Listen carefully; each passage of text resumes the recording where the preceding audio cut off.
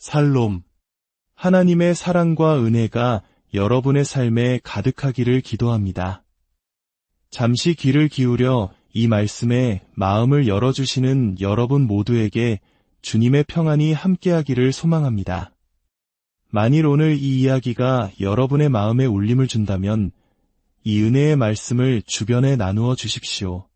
하나님의 사랑을 전하는 가장 아름다운 방법이 될 것입니다. 이 채널을 통해 더 많은 영혼들이 위로와 힘을 얻을 수 있도록 여러분의 관심과 나눔이 큰 힘이 됩니다. 주님의 이름으로 여러분을 축복합니다. 오늘 우리는 인간 마음속 가장 깊은 곳에 자리한 모순적인 감정, 바로 교만과 두려움에 대한 이야기를 나누고자 합니다. 우리는 때로 모든 것을 다 가진 것처럼 자신만만하게 행동하지만 바로 그 순간에도 마음 한편에서는 걷잡을 수 없는 불안에 시달리곤 합니다. 마치 화려한 갑옷을 입고 있지만 그 안에서는 연약한 살이 떨고 있는 것과 같습니다. 왜 우리는 이토록 복잡한 존재가 되었을까요? 왜 자랑하고 싶은 욕망과 모든 것을 잃을지도 모른다는 공포가 한마음 안에 공존하는 것일까요? 성경은 수천 년 전부터 인간의 이러한 복잡한 내면을 놀랍도록 정확하게 꿰뚫어 보고 있습니다. 특히 오늘 우리가 함께 묵상할 고린도전서 3장의 말씀은 이 미스터리에 대한 깊은 통찰을 우리에게 제공합니다. 사도 바울은 고린도 교회 성도들의 마음속에 뿌리내린 문제를 진단하고 그들을 진정한 자유로 향하도록 이끌고 있습니다. 이야기는 고린도 교회 안에 심각한 문제에서 시작됩니다. 당시 고린도 교회는 분열의 아픔을 겪고 있었습니다. 사람들은 나는 바울에게 속했다. 나는 아볼로의 사람이다. 나는 게바를 따른다라고 외치며 서로 팔을 나누고 있었습니다. 그들은 자신이 따르는 지도자의 이름에 기대어 다른 이들보다 우월하다고 자랑했습니다. 이는 단순히 지도자를 존경하는 것을 넘어 그 지도자를 통해 자신의 가치를 높이려는 교만한 마음의 발현이었습니다. 이러한 교만은 공동체의 연합을 깨뜨리고 성도들의 영혼을 병들게 하며 궁극적으로는 모든 영광을 받으셔야 할 하나님의 자리를 빼앗는 심각한 죄였습니다. 바울은 이 문제의 핵심을 꿰뚫고 단호하게 선포합니다. 그런즉 누구든지 사람을 자랑하지 말라. 그리고 그는 왜 우리가 사람이나 세상의 지혜를 자랑해서는 안 되는지에 대한 2가지 강력한 이유를 제시합니다. 그런데 이 2가지 이유는 서로 너무나 달라 보여서 마치 완전히 다른 2 종류의 사람에게 이야기하는 것처럼 느껴집니다. 바로 이 지점에서 우리는 인간 마음의 신비를 발견하게 됩니다. 첫 번째 이유는 경고와 위협에 가깝습니다. 바울은 18절에서 20절을 통해 이렇게 말합니다. 아무도 자신을 속이지 말라. 너희 중에 누구든지 이 세상에서 지혜 있는 줄로 생각하거든 어리석은 자가 되라. 그리하여야 지혜로운 자가 되리라. 이 세상 지혜는 하나님께 어리석은 것이니 또 주께서 지혜 있는 자들의 생각을 헛것으로 아신다 하셨느니라. 이것이 무슨 의미일까요? 고린도 사람들이 자랑하던 지혜는 세상적인 기준에서의 똑똑함, 화려한 언변, 철학적 지식이었습니다. 하지만 바울은 단언합니다. 여러분이 대단하다고 여기는 그 모든 지혜가 하나님 앞에서는 아무것도 아니며 오히려 어리석음에 불과하다고 말입니다. 세상의 눈으로 볼 때 가장 어리석은 것은 무엇입니까? 바로 십자가의 복음입니다. 하나님의 아들이 힘없이 십자가에 못 박혀 죽었다는 이야기, 그리고 그 죽음을 믿음으로써 우리가 구원을 얻는다는 진리. 세상의 지혜로는 도무지 이해할 수 없는 가장 어리석고 비합리적인 이야기입니다. 하지만 바울은 바로 이 하나님의 어리석음이 인간의 그 어떤 지혜보다 뛰어나다고 선포합니다. 진정으로 지혜로운 자가 되려면 세상의 지혜를 버리고 기꺼이 어리석은 자가 되어야 합니다. 십자가 앞에 무릎 꿇고 자신의 한계와 무지를 인정해야 합니다. 세상의 지혜를 붙들고 자랑하는 것은 결국 막다른 길로 가는 것과 같습니다. 하나님은 스스로 지혜롭다 여기는 자들을 그들의 꾀에 빠지게 하시고 그들의 모든 생각이 헛되다는 것을 드러내십니다. 인간의 지혜로 달에 갈 수는 있을지 몰라도 결코 하나님과의 관계를 바로 세울 수는 없습니다. 이 첫 번째 논증이 겨냥하는 교만의 뿌리는 바로 자기 고양, 즉 스스로를 높이고자 하는 부풀려진 자아입니다. 바울은 그 부풀려진 자아를 향해 외칩니다. 멈추어라. 그 길의 끝은 파멸이다.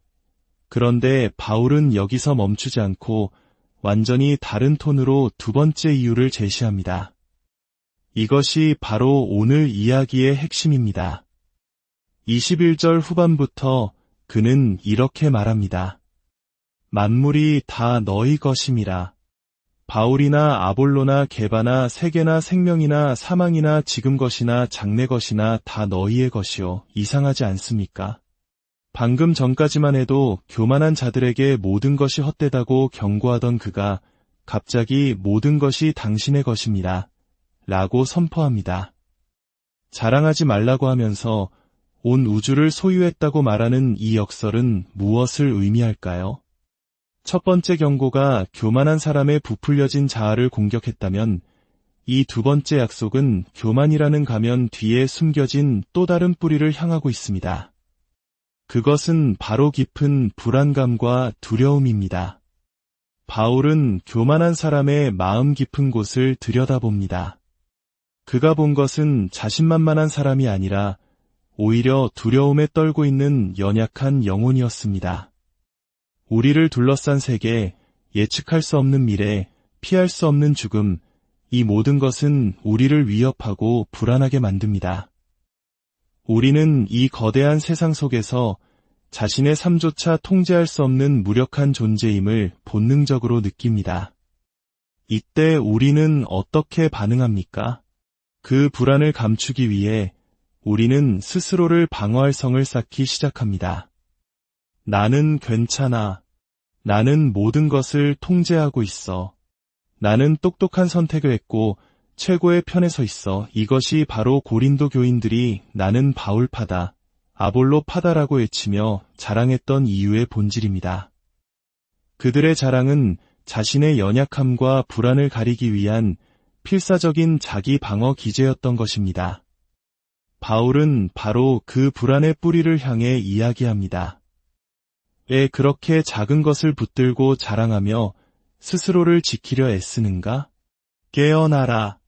당신은 이미 온 우주를 선물로 받았다. 세상과 생명과 죽음, 현재와 미래의 모든 것이 이미 당신의 것이다. 당신은 그 모든 것을 다스리고 소유하신 예수 그리스도 안에 있는 상속자다. 로마서 8장 28절과 32절의 말씀이 이를 뒷받침합니다. 하나님을 사랑하는 자 곧 그의 뜻대로 부르심을 입은 자들에게는 모든 것이 합력하여 선을 이루느니라. 자기 아들을 아끼지 아니하시고 우리 모든 사람을 위하여 내주신 이가 어찌 그 아들과 함께 모든 것을 우리에게 주시지 아니하겠느냐. 그렇습니다. 그리스도께서 우리를 위해 온 우주를 사셨습니다. 우리가 죄로 잃어버렸던 모든 것을 되찾아 주셨습니다. 그러니 더 이상 작은 성공이나 사람에게 기대어 불안을 감추려 하지 말라는 것입니다. 자, 이제 우리는 바울의 놀라운 통찰 앞에 섭니다. 교만의 뿌리는 두 개처럼 보이지만 사실은 하나로 연결되어 있습니다. 하나는 스스로를 대단하게 여기는 자기 고양이고 다른 하나는 스스로가 너무나 보잘것없다고 느끼는 불안감입니다. 어떻게 이 두 가지가 한 사람 안에 공존할 수 있을까요? 그 답은 18절 첫 구절에 있습니다. 아무도 자신을 속이지 말라. 그렇습니다. 이 둘을 이어주는 접착제는 바로 자기기만입니다. 자신만만하고 거만한 사람은 사실 자신의 진짜 불안함, 삶이 자기 통제 밖에 있다는 사실, 세상이 얼마나 위협적인지를 애써 외면하며 스스로를 속이고 있는 것입니다. 우리는 모두 연약하고 상처받기 쉽고 유한한 존재입니다. 이 사실을 인정하는 것은 세상의 눈으로 볼 때 어리석어 보일 수 있습니다. 그래서 우리는 지혜로운 척, 강한 척하며 우리 자신과 세상을 속입니다. 하나님의 은혜는 바로 이 뒤틀린 인간의 마음을 두 가지 방향에서 동시에 치유합니다.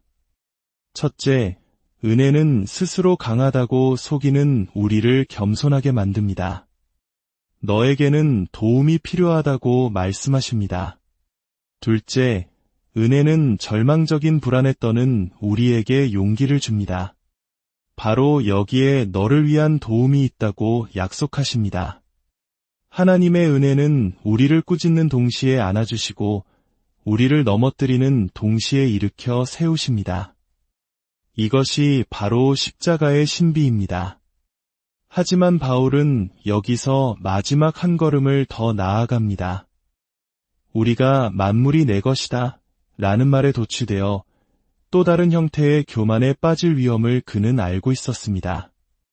그래서 그는 이 모든 소유권의 진정한 주인이 누구인지를 명확히 합니다. 만물이 다 너희의 것이요 너희는 그리스도의 것이요 그리스도는 하나님의 것이니라. 이 얼마나 장엄한 선포입니까? 그렇습니다. 온 세상은 우리의 것입니다. 하지만 그것은 우리가 위대해서가 아니라 우리가 그리스도께 속해 있기 때문입니다. 우리는 그리스도와 함께한 상속자로서 이 모든 것을 누릴 권리를 얻었습니다. 저 하늘과 바다, 수많은 생명체들이 우리의 즐거움을 위해 존재하는 이유는 오직 우리가 그리스도의 것이기 때문입니다. 그리고 그 그리스도께서는 하나님의 것입니다. 모든 것의 시작과 끝은 결국 하나님 아버지께로 향합니다. 우리의 자랑은 내가 무엇을 가졌는가에 있지 않고 내가 누구에게 속했는가에 있어야 합니다. 우리의 최종 목적지는 우리 자신이 아니라 만물의 주인이신 하나님 아버지의 영광입니다. 사랑하는 여러분, 당신의 자신감은 어디에 뿌리를 두고 있습니까? 당신 자신입니까? 아니면 그리스도입니까? 세상의 지혜를 자랑하며 스스로를 높이는 교만의 길을 버리십시오.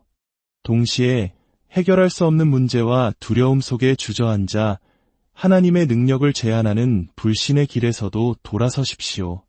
대신 우리를 위해 모든 것을 주신 그리스도 안에 거하십시오. 그분 안에서 우리는 진정으로 겸손해질 수 있으며 동시에 온 우주를 가진 자로서 담대해질 수 있습니다. 우리의 연약함을 인정하고 십자가 앞에 나아갈 때 비로소 우리는 하나님의 지혜를 얻게 될 것입니다. 그리고 우리가 그리스도께 온전히 속해 있음을 깨달을 때 세상의 어떤 위협도 우리를 흔들 수 없는 견고한 평안을 누리게 될 것입니다. 기도하겠습니다. 사랑과 은혜의 하나님 아버지, 오늘 말씀을 통해 저희 마음 깊은 곳에 숨겨진 교만과 두려움의 실체를 보게 하시니 감사합니다. 세상의 헛된 지혜를 자랑하며 스스로를 속여왔던 저희를 용서하여 주옵소서. 또한 감당할 수 없는 불안 속에서 하나님의 능력을 의심했던 저희의 연약한 믿음을 불쌍히 여겨 주옵소서. 이제 저희는 오직 그리스도께 속한 자로 살아가길 원합니다.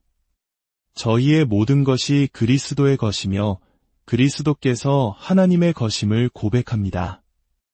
이 진리 안에서 참된 자유와 평안을 누리게 하시고 우리의 삶이 오직 하나님께 영광 돌리는 삶이 되게 하여 주옵소서. 우리 주 예수 그리스도의 이름으로 기도드립니다.